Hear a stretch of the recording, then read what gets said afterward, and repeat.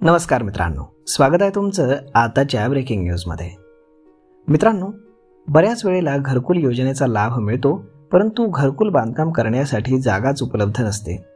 अशा वेळी आपण घरकुल योजनेपासून वंचित राहतो की काय अशी शंका सर्वसामान्यांच्या मनामध्ये निर्माण होते। परंतु आता काळजी करण्याचं काहीच कारण नाही, कारण जर तुमचं नाव घरकुल यादीमध्ये आलं असेल आणि तुम्हाला घरकुल बांधकाम करण्यासाठी जागा नसेल तर जागा सुद्धा आता तुम्हाला शासनाकडून दिली जाणार आहे। आणि केवळ जागाच नव्हे तर ज्या पात्र अर्जदारांना घरकुल बांधकाम करण्यासाठी जागा नसेल अशा सर्व अर्जदारांना घरकुल देताना प्राधान्यक्रम देखील दिला जाणार आहे।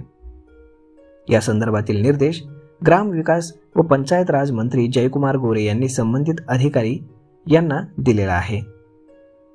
अनेकदा आपलं नाव घरकुल योजनेच्या यादीमध्ये आहे किंवा नाही या संदर्भामध्ये लाभार्थ्यांना संभ्रम निर्माण होत असतो। अशा वेळी ग्रामपंचायतीच्या दर्शनी भागामध्ये आता यापुढे घरकुल योजनेच्या याद्या ज्या मंजूर झाल्या असतील त्या लावाव्या लागणार आहेत। लाभार्थ्यांना घरकुल बांधकाम करताना अनुदान रकमेचा हप्ता वेळेवर मिळेल, जेणेकरून घरकुल योजना या अंतर्गत काम लवकरात लवकर सुरू होईल। प्रत्येकालाच वाटतं की आपल्या हक्काचं स्वतःचं घर असावं। हे स्वप्न देखील आता लवकरच पूर्णत्वास येणार आहे, कारण महाराष्ट्र राज्यासाठी नवीन 20 लाख घरकुलांचं उद्दिष्ट मिळालेलं आहे। या सर्व घरकुलांना तात्काळ मंजुरी देण्यात येणार आहे। बऱ्याच वेळेस असं होतं की लाभार्थ्यांना घरकुल मिळाल्यानंतर निकृष्ट दर्जाचं काम केलं जातं, मात्र यापुढे आता घरकुल योजनेचं काम हे चांगल्या दर्जाचंच असायला हवं आणि ते झालंय की नाही हे पाहण्याच्या सूचना देखील अधिकाऱ्यांना मंत्र्यांनी दिलेल्या आहेत। काही ठिकाणी अनेकदा घरकुल योजनेच्या अनुदानाचा हप्ता मिळवण्यासाठी लाभार्थ्यांकडून लाच मागितली जाण्याची शक्यता असते।